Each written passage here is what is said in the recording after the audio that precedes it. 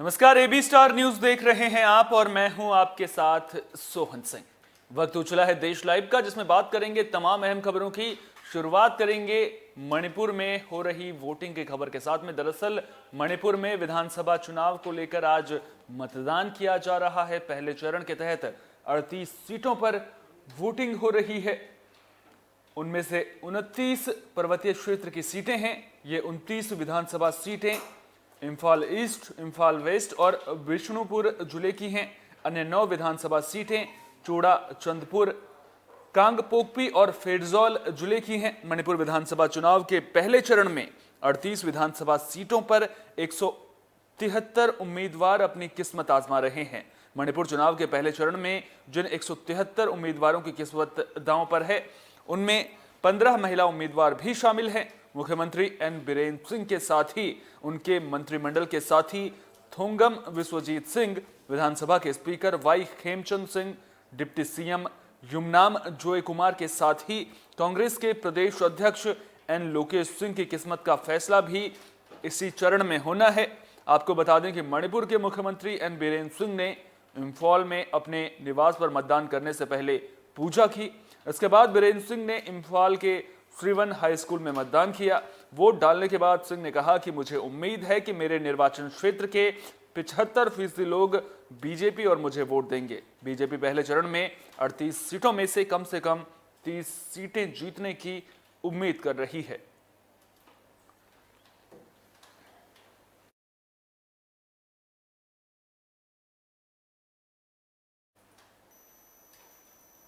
Bulletin में अब बात रूस यूक्रेन जंग की भी कर लेते हैं। दरअसल रूस और यूक्रेन के बीच जंग चल रही है, जिसका आज 5वां दिन है। लगातार यूक्रेन के शहरों पर रूस ने हमले तेज कर दिए हैं। मिसाइलों से हमले किए जा रहे हैं, जिसके बाद यूक्रेन में तनाव का माहौल देखने को मिल रहा है।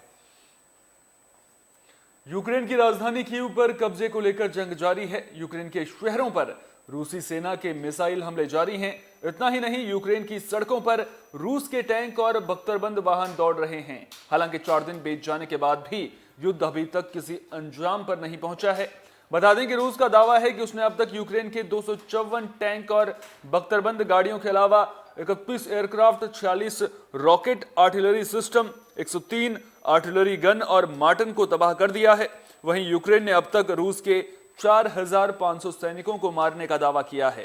साथ ही यह भी दावा किया है कि उसने रूस के करीब 150 टैंक, 700 सैन्य वाहन, 60 फ्यूल टैंक और 26 हेलीकॉप्टर्स को भी नष्ट कर दिया है।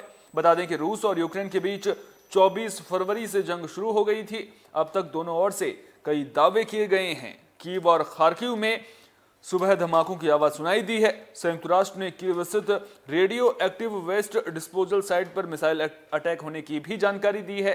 युद्ध के 5वें दिन भी यूक्रेन के कई बड़े शहरों में दोनों देशों की सेनाओं में संघर्ष जारी है। वहीं यूक्रेन के आम नागरिकों ने भी हथियार उठा लिए हैं। साफ तौर पर जिन लोगों को आर्मी की कोई ट्रेनिंग नहीं मिली है, वो भी हथियारों के साथ नजर आ रहे हैं।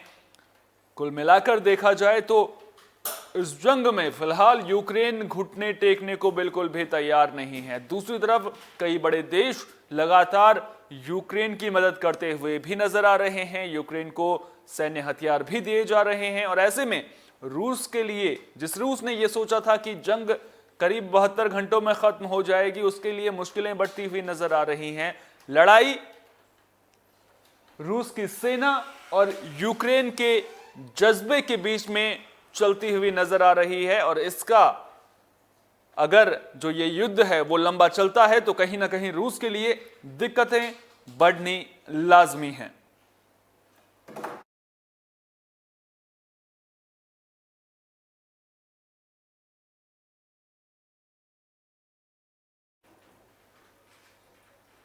तो रूस और यूक्रेन के बीच जंग जारी है और इस जंग के बीच कई भारतीय छात्र भी यूक्रेन में फंसे हुए हैं। हालांकि सरकार लगातार भारतीय छात्रों को वहां से निकालने के लिए तमाम कोशिशें करती हुई नजर आ रही है। लगातार फ्लाइट उड़ान यूक्रेन के जो पड़ोसी मुल्क हैं उनके लिए भर रहे हैं, जिनमें भारतीय छात्र बैठकर वतन वापसी कर रहे हैं।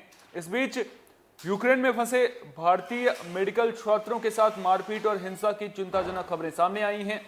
कांग्रेस नेता राहुल गांधी ने इससे जुड़ा एक वीडियो भी शेयर किया है और केंद्र सरकार को फटकार लगाई है। राहुल गांधी ने कहा है कि हम अपने नागरिकों को ऐसे नहीं छोड़ सकते हैं।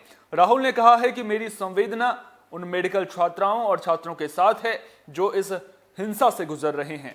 किसी माता पिता को इस पीड़ा से नहीं गुजरना चाहिए। राहुल गांधी ने इस वीडियो को शेयर करते हुए लिखा, इस तरह की हिंसा झेल रहे भारतीय छात्रों और इन वीडियो को देखने वाले उनके परिवार के प्रति भी मेरी संवेदना है। किसी भी अभिभावक को इससे नहीं गुजरना चाहिए। भारत सरकार को तत्काल इन्हें वहां से निकालने के लिए विस्तृत प्लान बनाना चाहिए और इस प्लान को लोगों के साथ साथ उनके परिवारों के साथ भी साझा करना चाहिए। हम अपनों को नहीं छोड़ सकते हैं। बता दें कि यूक्रेन में फंसे भारतीय छात्राएं और छात्र किसी भी तरह से वहां से बाहर निकलना चाहते हैं, लेकिन उन्हें कई परेशानियां झेलनी पड़ रही हैं। कई स्टूडेंट बॉर्डर पर अटके पड़े हैं।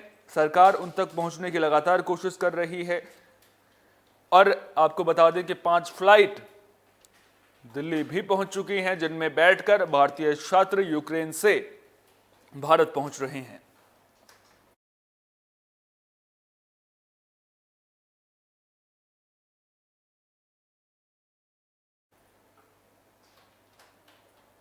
अगली खबर प्रयागराज से है, जहां से बम धमाके की खबर सामने आई है। आपको बता दें कि इस जो धमाका हुआ है उसमें एक की मौत हो गई है। फिलहाल पुलिस पूरे मामले की जांच कर रही है। तो प्रयागराज में रविवार को बम धमाके में एक युवक की मौत हो गई है, जबकि दूसरा घायल हो गया है। घायल युवक को इलाज के लिए नजदीकी अस्पताल में भर्ती कराया गया है। वहीं धमाके की सूचना के बाद पुलिस मौके पर पहुंची और जांच पड़ताल में जुट गई है। वहीं अपर मुख्य निर्वाचन अधिकारी ने बीएस से पूरे मामले में रिपोर्ट मांगी है। जानकारी के मुताबिक 2 युवक साइकिल से देसी बम लेकर कहीं जा रहे थे। इसी दौरान बम गिर गया और जिसके बाद जोरदार धमाका हुआ।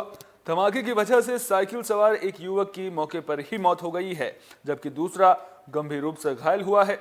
मृतक का नाम अर्जुन जबकि घायल का नाम संजय बताया जा रहा है। बताया जा रहा है कि दोनों युवक साइकिल से बम लेकर करेली से कोराव जा रहे थे। इसी दौरान धमाके में एक की मौत हो गई है, जबकि दूसरा गंभीर रूप से घायल हुआ है। फिलहाल पुलिस मामले की जांच कर रही है कि आखिर ये बम कहां से आया है और इस बम को लेकर साइकिल सवार कहां जा रहे थे।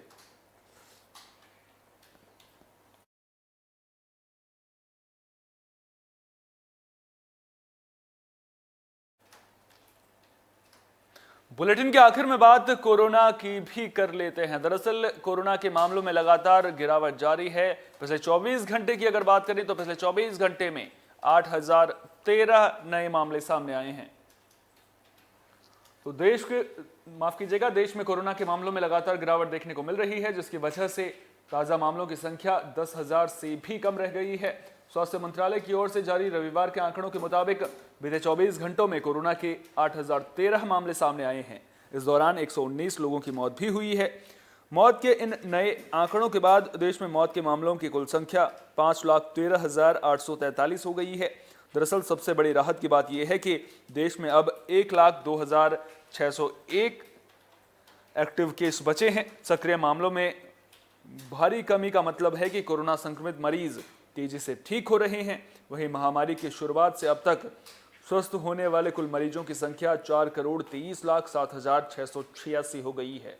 और दिल्ली वालों के लिए भी इस बीच राहत की खबर है। दिल्ली में नाइट कर्फ्यू हटा दिया गया है, साथ ही साथ जो कोरोना से जुड़ी तमाम पाबंदियां थी उनको भी हटा दिया गया है।